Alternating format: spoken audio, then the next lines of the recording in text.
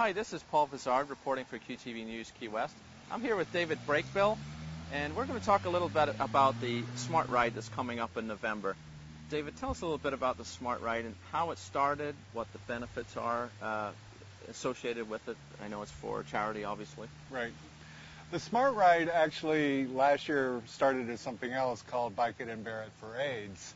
And there's a gentleman named Glenn Weinzheimer who lives in Miami who had this idea that we should do a ride unlike some of the rides that have taken place in the past, where 100% of what raised actually goes to the charities that benefit from it. So last year he put together this plan. There were 6 charities involved.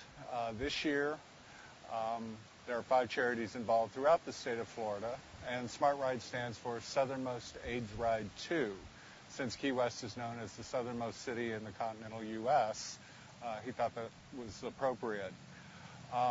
It's a 165-mile, 2-day ride from South Miami to the city of Key West with an overnight stop in Marathon. It takes place November 5th and 6th this year, and we're expecting about 225 riders and about 150 medical staff, support crew, motorcycle crew who run up and down the US 1, making sure that we're safe. It's a tremendous experience. Now, does it just go all the way through to Key West, or does it have a couple of stops where you can have a rest and so on? Well, they've been very good, the organizers. Glenn and his crew, Carol Spicer is another person that's been really instrumental in making this happen. They have appropriate rest stops about every 15 miles. You can get something to drink, you can get a muscle rubbed, you can get some bananas, something to eat, something to nosh on, replenish your Gatorade and your water, and off you go again. And then we stop for lunch. So about every 15 to 20 miles, there's an opportunity to stop, get off your bike, get something to drink. And then we stop Friday evening in Marathon, which is about 50 miles northeast of here.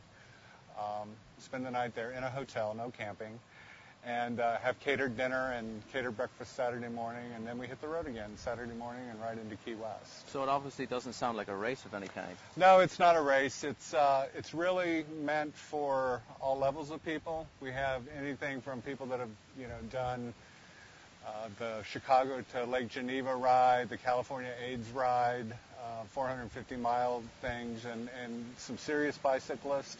And then there's people like myself who live in Key West who are used to riding our comp cruisers everywhere. And right. So it's all levels of people, and it's absolutely not a race at all. That's great. And the hotels have been helpful with sponsorship of lowering their rates, perhaps, for a few of the participants? Well, we have the Ramada Inn and the Holiday Inn, both in Marathon, have been very gracious in offering rooms.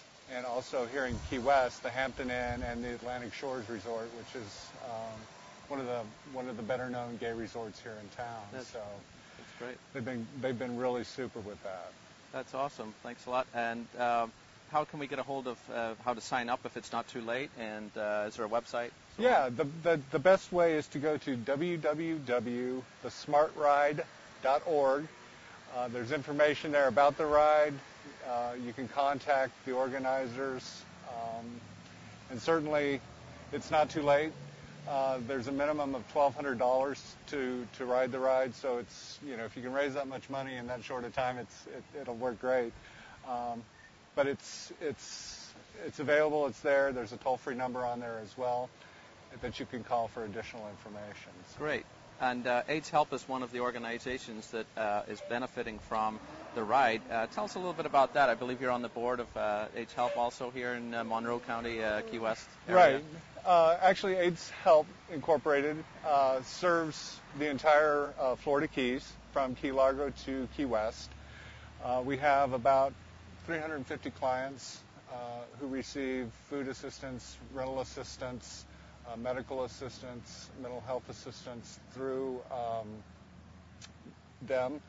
About 20% of our money is raised locally through different fundraisers. We have everything from gourmet dinners at restaurants to our big event. Our signature event is Taste of Key West, which takes place in April of every year. The Smart Ride is, last year was our first year doing it. And this year we hope it's even bigger. But AIDS Help's been around since 1986, and of course, when AIDS first came to be known, people were dying. So it kind of started out as hospice care, which a lot of organizations did, and as the federal government, started providing funding and whatnot, then it became more of a long-term care. So now we're dealing with cutbacks on all levels, and so it's even now more than ever we're really dependent on the local money that we raise. And Fantasy Fest, of course, the King and Queen candidates are something that's going on right now for Fantasy Fest celebrations, and how are those events going? It seems to be as active as ever, but unfortunately with the hurricanes there's been a little interruption here and there. Well, last year was a banner year for King and Queen of Fantasy Fest. We raised more money than we ever thought would be possible, and we certainly don't expect to do that again this year. However, like you said, with 4 hurricanes threatening the state of Florida, it certainly hasn't been easy. The entire month of September, we're a tourism-based economy, so the entire month of September was pretty much a wash, literally. But I attended an event last night. It was wonderful. It was well attended. I think a lot of money was raised, and every penny that we raised, we're grateful for. It's amazing how caring and how giving this community is. Yeah, we're actually standing at the AIDS Memorial here at White Street Pier, and we don't want to be adding any more names to that list. So thanks a lot for talking with us today, David. And this is Paul Vizard reporting for QTV News Key West.